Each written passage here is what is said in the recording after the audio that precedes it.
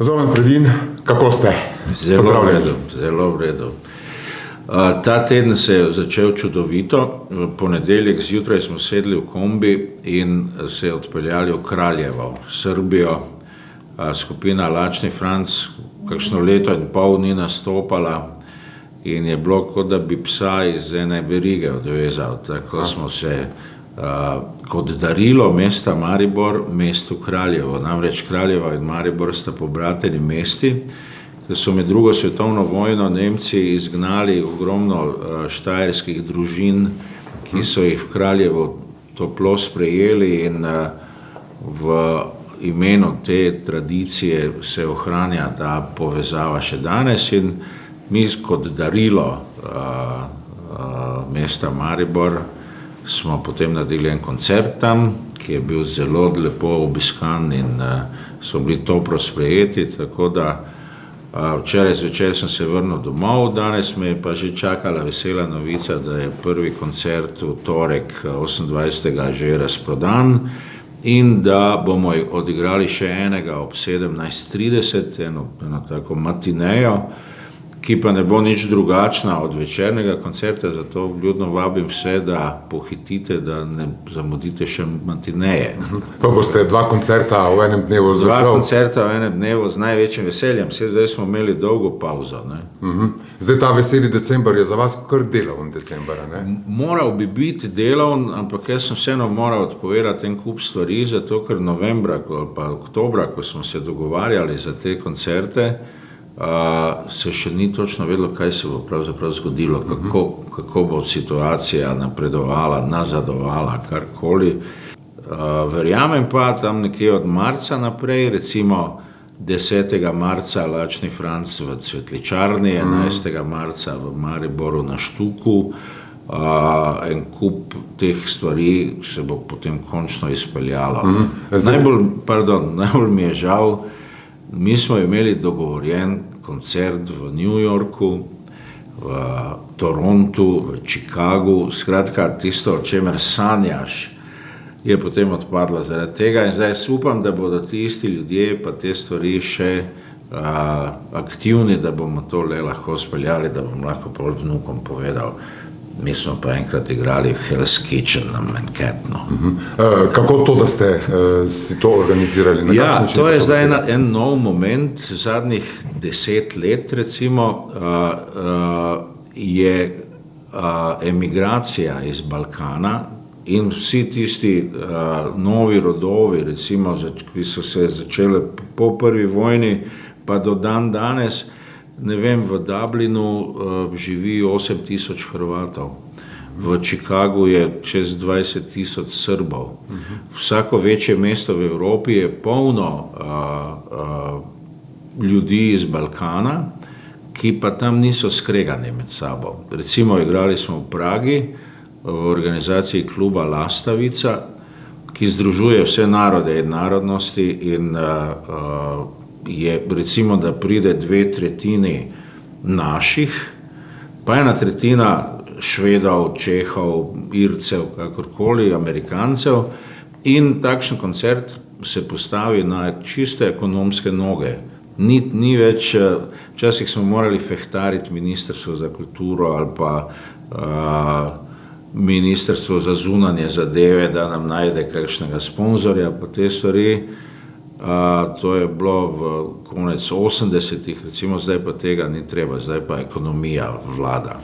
Vi se kar precej zdaj orientirate na, bom rekel, na bivši Balkan oziroma bivše republike Jugoslavije. Ja. Je to neka nostalgija? V bistvu ne. Gre za eno čisto praktično zadevo. Ravno pred kratkim je bil v Delu en članek o tem, kdo od slovenskih avtorjev, izvajalcev pravzaprav še nastopa v regiji. In sem pač nažalost ugotovil, da sem verjetno res edini. Magnifico napravi kakšnega v Srbiji, Lajbahi naredijo kjerkoli.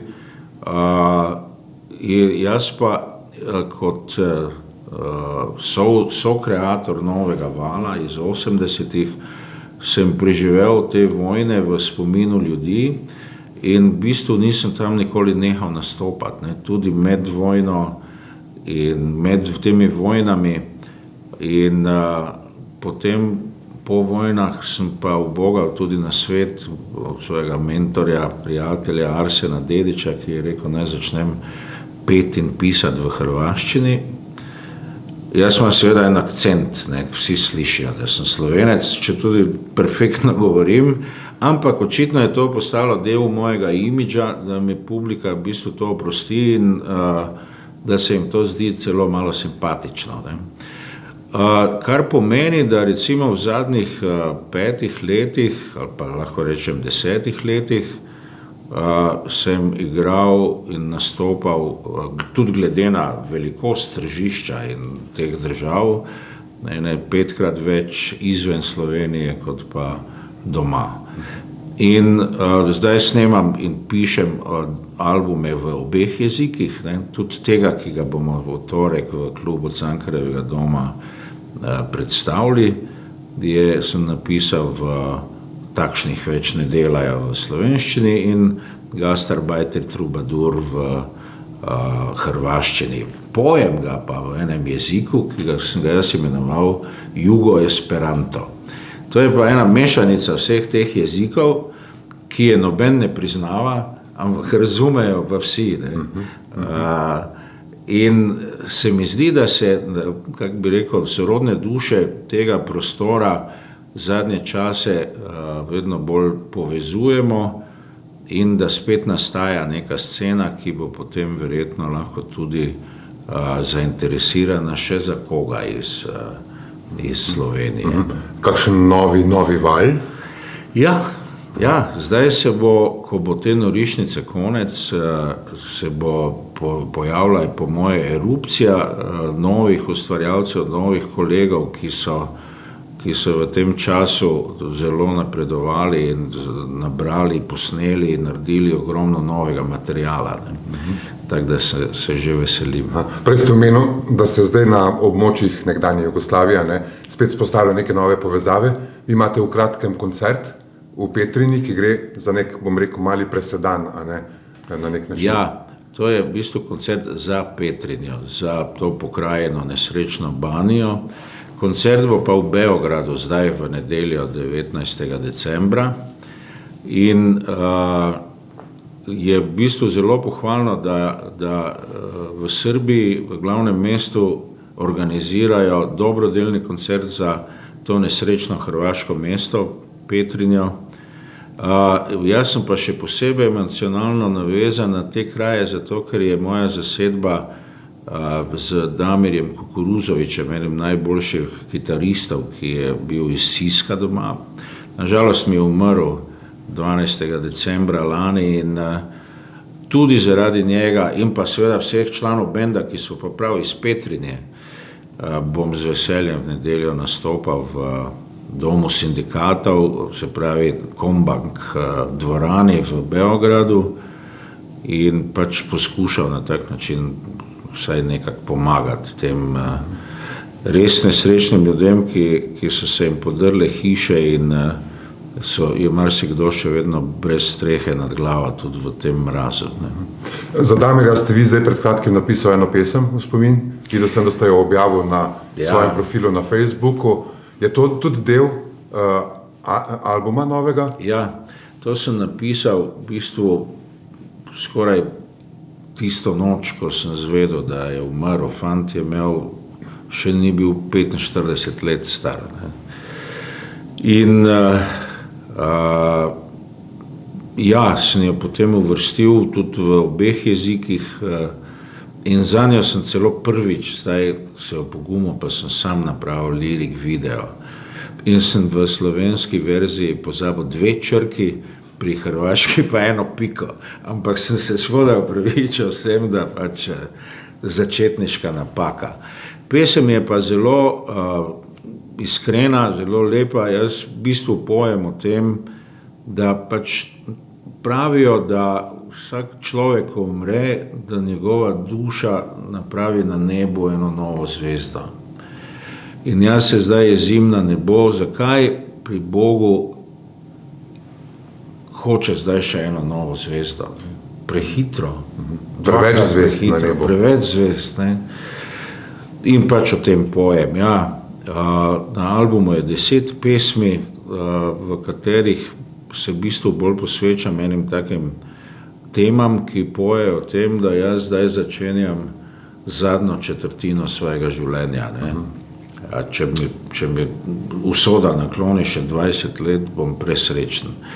In v tem času bi se pač rad ukvarjal in pel z enimi stvarmi, ki so bolj osebne, bolj intimne, bolj, manj pompozne in tako naprej. Skratka, angažirane pesmi, ki se borijo za boljši jutri, bom pa z veseljem prepustil mlajšim kolegom, da oni to naštimajo. Mlajšim kolegom boste torej prepustili, naj naredijo ostali, kaj pa vi? Se pravi, jaz bom se pa posvetil enim projektom, ki bi jih rad še napravil. Recimo, zdaj nas čaka promocija dvojnega albuma skupine Lačni Franc, ki je pred 2 leti smo jo izdali, dvojni album, pa ga nikoli nismo promovirali. In letos poleti bom igral 3 koncertne programe, se pravi Lačni Franc, potem že omenjeni Gastarbajter, Trubadur, takšnih več ne delajo, in pa Zoran poje Arsena, to je pa en projekt tudi izpred 3 let, ravno z pokojnim Kukuruzovičem in njegovo zasedbo. Našli smo enega mladega fanta, ki je stopil v njegove čevlje in se je zelo izkazal in odlično igra, tako da bomo lahko tisto turnejo promocijsko dejansko po 2 letih nadaljevali, ker je bil ta koncertni program v enem trenutku najbolje prodajan album na Balkanu. Prav prerivali smo se tam med Bajagom in Parnim Valjkom in Severino, in kar je bilo zame dokaj čudno okolje. Ampak vesel, publika ima to rada in seveda vsi 3 programi so potem tudi kandidati za gostovanje po Evropi in tako da se mi zdi, da bom imel kar nekaj dela naslednje leto, pa še naslednje leto, potem bom pa se posvetil bolj knjigam. To je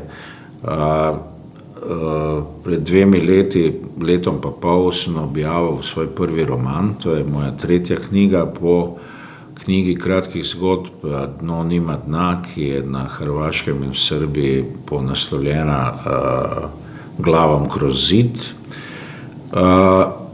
So zdaj mongolske pege po hrvaški izdaji doživele tudi podpis pogodbe z Geopoetiko v Beogradu, drugo leto bo šla v Srbiji in tako da bom potem kombiniral svoje kantavtorske nastope sam s kitaro z promocijo knjige, ki pa poteka v knjižnicah ali knjigarnah. In potem to naredim tako, da recimo ob 6 zvečer imam predstavitev knjige, ob 9 pa v istem mestu, v istem prostoru ali pa v kakšnem glasbenem klubu še kantavtorski koncert. Se pravi, to bo vsaj bolj umirjeno, umirjate zadnjo četrtino? To je za sedečo publiko in tisto, kar me najbolj veseli, jaz dejansko igram za mlade ljudi vseh starosti. Zato, ker pravi, da mladost ni barva las, ampak je stanje duha in dejansko imam veliko mlade publike, eno pisano svojo publiko v teh 43 letih, mi lahko verjamete, da je res najrazličnejši ljudje prihajajo na koncerte in to je super.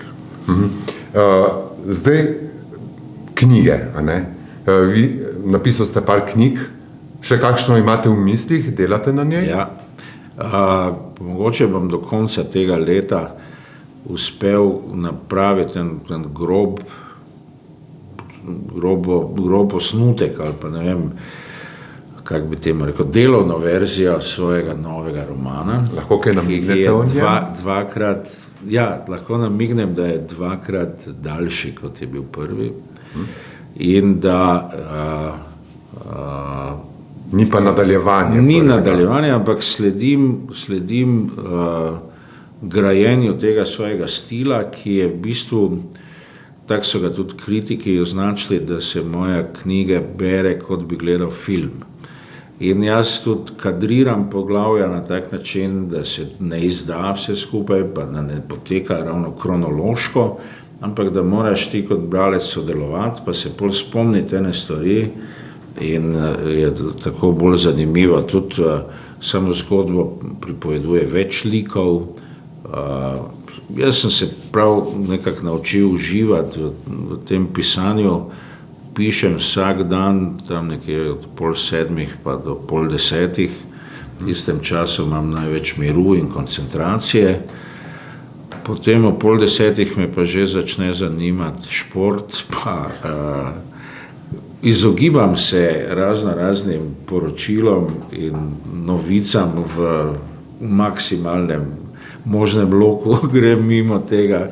Ampak seveda, to mene vlovi, slej ko prej, potem zvem, koliko je še necepljenih, pa vse te zadeve. In vas to zmoti, vas navdaja to s temnimi občutki? Kako bi rekel, žal mi je, da se nismo znali organizirati tako kot eni drugi narodi, ne. Pa bi bili že zdavnaj ven iz tega in da se bo to pacalo. Žal mi je, da smo spet skregani zaradi tega in kaj pa jaz vem, upam, no, da bodo te nove volitve zdaj malo razkadile to meglo, pa da se bo vse nekaj vrnilo v obliki ene medsebojnega spoštovanja, da bo spet kultura dobila svoje mesto in da končno te meje podremo in tako naprej. V glavnem, jaz sem glasoval za EU, zato iz dveh razlogov, zato da ni treba pisati Ata Karneta, ko greš z opremo igrati v Prago,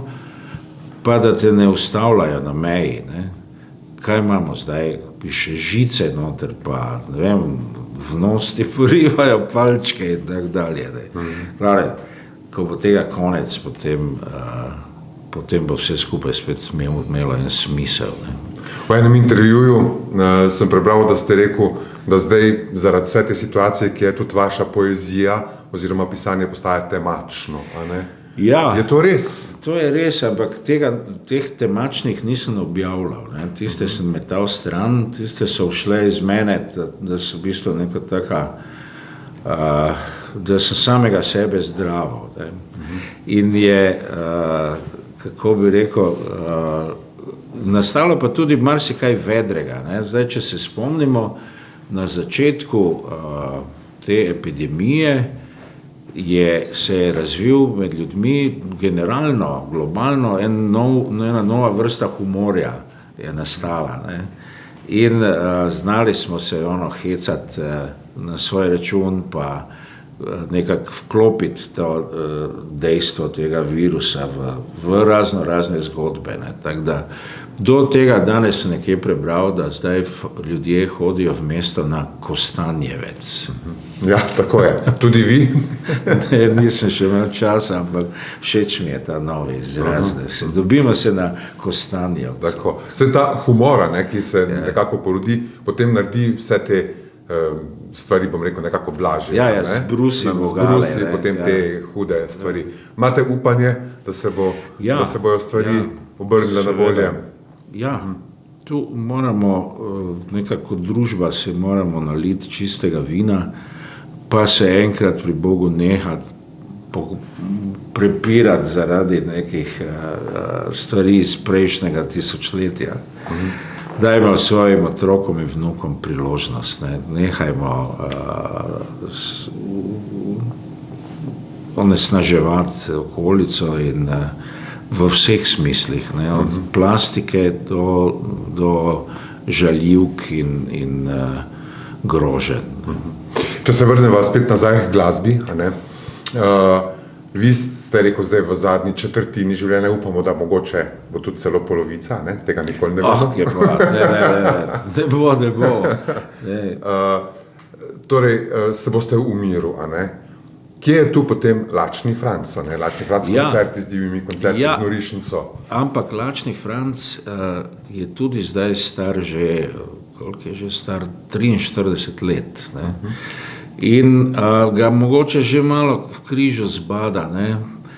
Pa ima kakšno kilo preveč, ne, pa kakšno las premalo. Tako da moraš v bistvu rasti sam s sabo, ne. Ker bi recimo dokaj bedasto izpadli, če bi zdaj zganjali nek punk in bi jaz poskušal skakati po odru in kričati dol, ne vem, dol, stran in tako naprej te in se metati v publiko ali pa kaj podobnega. Joj, ne, publiko bi, po moje bi me tožili, ker bi mi roke polomil. Tako da pač moraš se zavedati samega sebe, svoje kariere in jaz mislim, da je celo tako, ne, kar se tiče posameznih skupin, vsaj jaz razmišljam na tak način, da če bi šel, vem, da enkrat je David Bowie imel koncert v Ljubljani.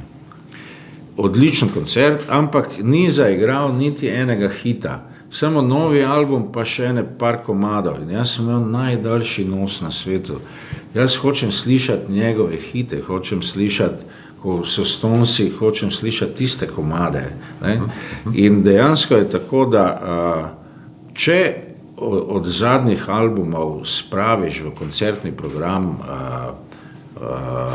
kakšno novo stvar, potem je to zmaga. Ne? Dejansko pa tudi bendi, ki so 40 let skupaj, imajo tisti neki svoj železni repertoar, ki so 4/5 vsakega koncertnega programa. Ne? In je absolutno, to je pač žanr, to je neka oblika te rockerske kulture, ki po teh pravilih funkcionira. Lačni Franc tudi potem še vedno vztraja na starih. Mi absolutno igramo še lahko skačete? Prve albume, pa to, ne, skačem več ne. Se pravi, tu je neka gravitacija svoje naredila, ampak kar se pa tiče besedil, petja, energije in teh stvari, pa ja, ne. Skačejo pa ostali 4, ki so pol mlajši. Ne. Kaj pa publika? Publika je verjetno še vedno. Se pravi, publika je navdušena, ravno tu zdaj to Kraljevo, 2 dni nazaj, mladi ljudje vseh starosti, ki so peli z nami, skakali, ploskali in to je doživetje. Ne. Potem druga stvar so pa potem spet koncerti za sedečo publiko, kjer je pa program drugačen in jaz imam, se pravi, 4 ali pa celo 5 aktivnih koncertnih programov v obeh jezikih z 5 različnimi zasedbami. Se pravi, da tudi ta zadnja četrtina že ne bo zelo umirjena? Ne, v tem smislu umirjena, bo v vsebinskem smislu. Ne. Jaz bom spet začel pet o lepoti, pa mogoče kaj malo več erotike, kot je bilo v zadnje čase, čeprav je na radiju ne marajo. Ne. Tukaj je treba pač povedati, ne, da bo treba nekako spremeniti ta odnos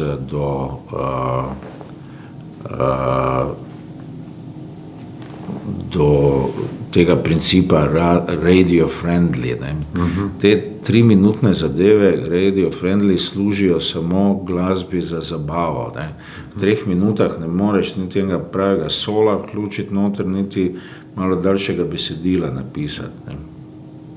Zato bo treba nekako glasbo spet vrniti par korakov nazaj. In zdaj LP in vinili so pa odlična priložnost. No, in ta medij, ki se je vrnil, ne, zdaj LP, so pa prinesli istočasno tudi eno veliko težavo, namreč oba albuma bi morala iziti že v mesecu juniju, pa ne bosta na policah pred marcem, aprilom drugo leto, ker je zmanjkalo granulata. Še ena posledica. Vsi so vrgli stran te mašine za tiskanje plošč, tovarne so nehale granulat proizvajati in pol naenkrat čez noč je CD izginil, zdaj bi vsi imeli LP. In Croatia Records, ki izdaja te plošče, je del Sony Records. Sony Records je pa objavil Adele, pa Sheerana, pa Abbo in je zmanjkalo plastike.